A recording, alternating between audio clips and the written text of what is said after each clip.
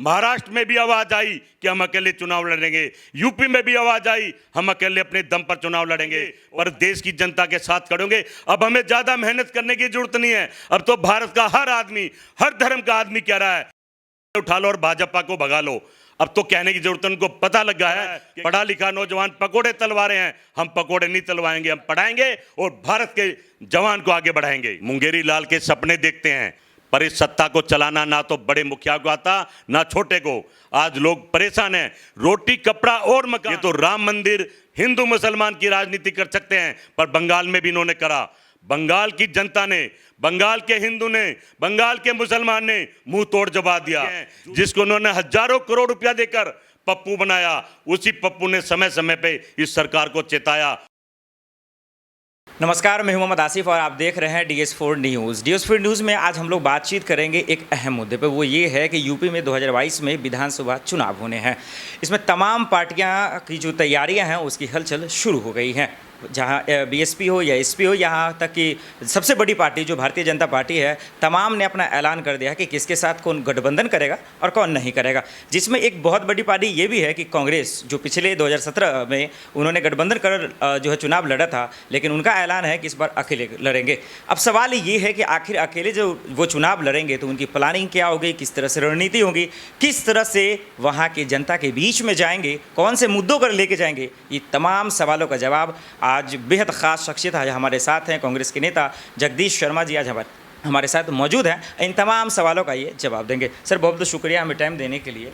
और सबसे पहला सवाल यही है जगदीश सर, और वो सवाल ये है कि आपका जो प्लानिंग रहेगा 2022 में वो किस तरह का रहेगा? देखिए, सबसे पहले मैं हमेशा एक बात को उठाता हूँ कि कांग्रेस पार्टी समुंदर पार्टी है, बड़ी पार्टी, एक इतिहास की पार्टी है। इसने, आपको याद हो, जब इंदिरा गांधी जी थी तो पूरे देश में कांग्रेस का परचम लहराया था, एक भी कोई सीट हम हारे नहीं थे। तो मैं समझता हूँ, अपने हाईकमान का धन्यवाद करता हूँ कि उसने राहुल प्रियंका गांधी सेना की आवाज़ को सुना, कार्यकर्ता की आवाज़ को सुना कि हमें पूरे देश में अपने आप लड़ना, गठबंधन की राजनीति से परहेज करना है। इसी उत्तर प्रदेश की बात करता हूं। हमारे यहां पर 19 विधायक थे एक समय में, हम पूरे उत्तर प्रदेश में अकेले अपने दम पर लड़े तो 21 MP जीत कर आए। तो कार्यकर्ता मजबूत हुआ और ये एक अच्छी शुरुआत है। आज नहीं तो कल पूरे देश में कांग्रेस का परचम फिर लहराएगा। रही मुद्दों की बात, बताने की जरूरत नहीं है। मुद्दे तो अब देश की जनता जानती है कि मौजूदा सरकार ने देश का क्या हाल कर दिया है, उत्तर प्रदेश का क्या हाल कर दिया, किसी से छिपा नहीं है। आज लोग फिर तरस रहे हैं, रोटी कपड़ा और मकान। इसके साथ साथ मैं आपको बताना चाहता हूं, ना रोजगार है, बेरोजगारी है। उत्तर प्रदेश में जितना आतंक है, जितना आप देखते हैं कि हालात खराब हैं, क्या हर आदमी दुखी है। तो हमें मुद्दों की जरूरत नहीं है, हम सेवा भावना से चलेंगे। प्रियंका गांधी जी के नेतृत्व में उत्तर प्रदेश में सभी सीटों पर लड़ेंगे, अपनी जनता के लिए लड़ेंगे, अपनी जनता की बातों के लिए लड़ेंगे, किसान, महिला, मजदूर, नौजवान और व्यापारी के लिए लड़ेंगे। जनता का वहाँ ये भी कहना, विपक्ष का कहना कि चिल्लाने से जो है लोग आपकी तरफ नहीं आ जाएंगे। सवाल ये है, फिर वापस हम लोग वहीं आते हैं कि 49 सीट से 50 के आसपास आपके आई जब गठबंधन में थे। अकेली ये जो 403 के आसपास है, आपको 200 के आसपास लाना, 203 कैसे होगा संभव से? देखिए, आज हालात किसी से छिपे नहीं हैं, हालात सब जानते हैं।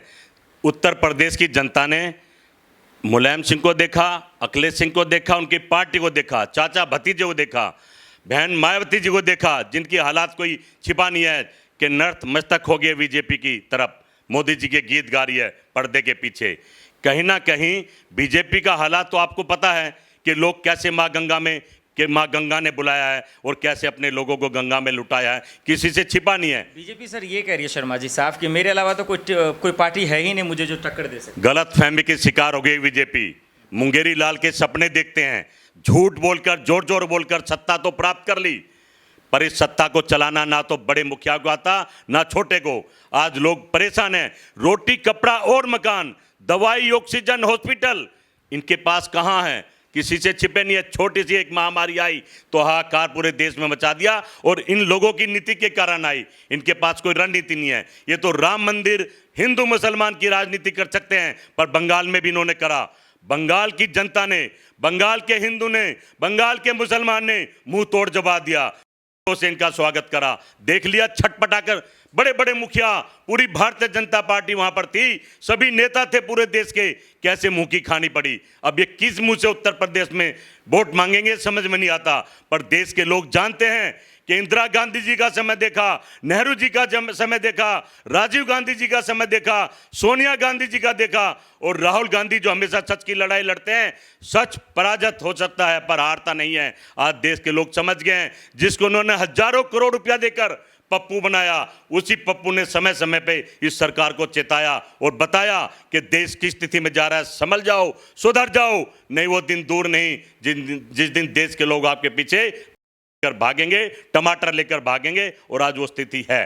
बीजेपी का ये भी इल्ज़ाम है शर्मा जी कि जब बिहार, पश्चिम बंगाल, दिल्ली में आप कुछ कर नहीं पाए तो यूपी में कैसे टक्कर देंगे? देखिए, बात हम करने तो गए नहीं हैं, हम जनता की सेवा करना चाहते हैं, हम सत्ता के भूखे नहीं हैं। और आज इन लोगों की सह पर, इन लोगों के सारे पर अब देश की जनता चाहती है कि कांग्रेस आए, हमारे बच्चे पढ़ें लिखें, स्कूल जाए, हॉस्पिटल बने, रोड बने, सबको रोजगार मिले, व्यापारी खुशहाल हो, किसान इस तरह जो बैठा है इतने दिनों से धरने पर, खेतों में जाकर काम करे। ये उत्तर प्रदेश नहीं, पूरे देश के लोग चाहते हैं। उनका ये भी कहना है कि जैसे आपने किसान का बात किया, ये जो धरना प्रदर्शन की आपने बात की वो तो आप करवा रहे हैं। देखिए, धरना प्रदर्शन अगर हम करवा रहे होते तो आज पूरे देश में चक्का जाम होता, ये आज़ादी से ना घूमते। हम किसानों के साथ खड़े हैं, हम किसान को अन्नदाता मानते हैं, हम किसान को अपना भगवान मानते हैं, उनके साथ कंधे से कंधा मिलाकर खड़े हैं। जो जब जब देश पर, देश के लोगों पर ये सरकार अत्याचार करेगी तो निकलकर कांग्रेस पार्टी और कांग्रेस के नेता ही आएंगे उनको बचाने के लिए। इसलिए राजनीति नहीं, सच में किसान मर रहा है, पढ़ा लिखा नौजवान पकोड़े तलवा रहे हैं, हम पकोड़े नहीं तलवाएंगे, हम पढ़ाएंगे और भारत के जवान को आगे बढ़ाएंगे। शर्मा जी, एक छोटा सा सवाल है अब, और हम लोग जो है इस सवाल का जवाब इसलिए जानना चाह रहे हैं कि आपने जो ये निर्णय लिया है, फैसला लिया है कि अकेले चुनाव लड़ेंगे यूपी में, ये निर्णय लेने का जो वजह है ये सबसे बड़ा क्या है? देखिए, वजह यह है कि कांग्रेस का कार्यकर्ता, हमारी राहुल प्रियंका गांधी सेना सुबह शाम सोशल मीडिया पे, ट्विटर पर राहुल गांधी जी को, सोनिया गांधी जी को, प्रियंका गांधी जी को, अपने नेताओं से हाथ जोड़कर प्रार्थना करी है कि हम बड़े मजबूत हैं, चोरों का साथ छोड़ दो, ये जो गठबंधन में आ गए हैं, लूट रहे हैं देश को, इनका साथ छोड़ दो। कहीं ना कहीं हमारे नेता समझ रहे हैं कि हमें अपने पुराने अस्तित्व में जाना पड़ेगा, हर घर में जाना पड़ेगा, कार्यकर्ता की बात सुननी पड़ेगी, उनको साथ लेकर चलना पड़ेगा। इसलिए महाराष्ट्र में भी आवाज़ आई कि हम अकेले चुनाव लड़ेंगे, यूपी में भी आवाज़ आई हम अकेले अपने दम पर चुनाव लड़ेंगे। और हाईकमान समझ गया है कि हम एक बार हार जाएंगे, 2 बार हार जाएंगे, पर अपने देश को बचाने के लिए अब हम गठबंधन करने वाले नहीं हैं। हमारी आवाज़ को सुना गया है। मैं बधाई देता हूं अपने नेताओं को, हमें अकेला ही लड़ना पड़ेगा। एक आखिरी सवाल शर्मा जी आपसे, जो सबसे अहम सवाल है, हम चाहेंगे कि इसका जवाब आप जो हकीकत है वही दें। एक बीजेपी का इल्ज़ाम अपनी जगह है, विपक्ष का इल्ज़ाम अपनी जगह है, लेकिन जनताओं से हमने जो बात की है, वहाँ के जो युवा हैं उनसे बात करने के बाद साफ पता चला कि विपक्ष पूरी तरह से ख़त्म हो गया है। तो कैसे विश्वास करेंगे 2022 के चुनाव में लोग? देखिए, आपने कहा कि आप सच्चाई से बात करें, मुझे बताइए क्या मैंने कौन सी झूठी बात करी आपसे?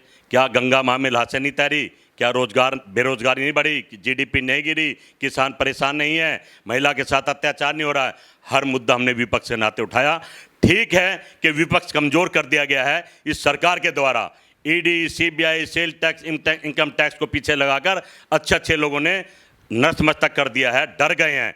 पर अगर सरदार भगत सिंह भी ऐसे डरते कि बाहर अंग्रेज गोली मार देंगे तो क्या देश आज़ाद होता? कांग्रेस पार्टी के सिपाही पूरे देश में हैं, हम निकलेंगे, इनके जुल्म भी बर्दाश्त करेंगे, पर देश की जनता के साथ खड़ेंगे। अब हमें ज़्यादा मेहनत करने की जरूरत नहीं है। अब तो भारत का हर आदमी, हर धर्म का आदमी कह रहा है उठा लो और भाजपा को भगा लो। अब तो कहने की जरूरत है, उनको पता लग गया है कि कांग्रेस के समय में हम आत्मनिर्भर थे, अच्छा खाते थे, अच्छा पहनते थे, अच्छा काम करते थे, बहन बेटी सुरक्षित थी और कांग्रेस के नेता अपने लोगों के लिए जान देते थे। इतिहास है हमारा। राजीव गांधी जी, इंदिरा गांधी जी, ये किसके लिए मरे हैं? अपने भारत और भारत के लोगों के लिए तो मरे हैं। हमें डरने की जरूरत नहीं है। अब पूरा देश कांग्रेस पार्टी को याद कर रहा है, कांग्रेस पार्टी के साथ खड़ा हो जाएगा। अब आप आने वाले समय में देख लेना। बहुत बहुत शुक्रिया सर हमसे बातचीत करने के लिए। धन्यवाद। अब सवाल यही है, शर्मा जी से बात करने के बाद एक चीज़ साफ हो गया है कि 2022 में यूपी के विधानसभा चुनाव में जो कांग्रेस की जो पहले की रणनीति थी, जो गठबंधन था सपा से भी, तमाम जितनी भी जो पार्टियां हैं उनसे, ये साफ इन्होंने ऐलान कर दिया कि ये पहले अकेले चुनाव लड़ेंगे। इसके बाद जो सबसे बड़ी बात ये है कि इनकी रणनीति, इनका प्लानिंग, सब कुछ इस बार अकेले देखने को मिलेगा। अब इनका अकेले की प्लानिंग क्या होगी, ये धीरे धीरे ये बनाएंगे, आगे पता चलेगा 2022 में। लेकिन इनके सामने चुनौतियां तो है, चाहे ये समझे या ना समझे, लेकिन इनके जो बड़े अधिकारी के जो नेता हैं खास करके, उन्हें इस बात को समझना होगा कि आज जो इन पे जो भरोसा कर रहे थे लोग, जो यूपी की जनता खास करके जो भरोसा कर रहे थे, वो कहीं ना कहीं बिखर चुकी है। इनको एकत्रित करना, इकट्ठा करना अब इनकी सबसे बड़ी जिम्मेदारी बन गई है।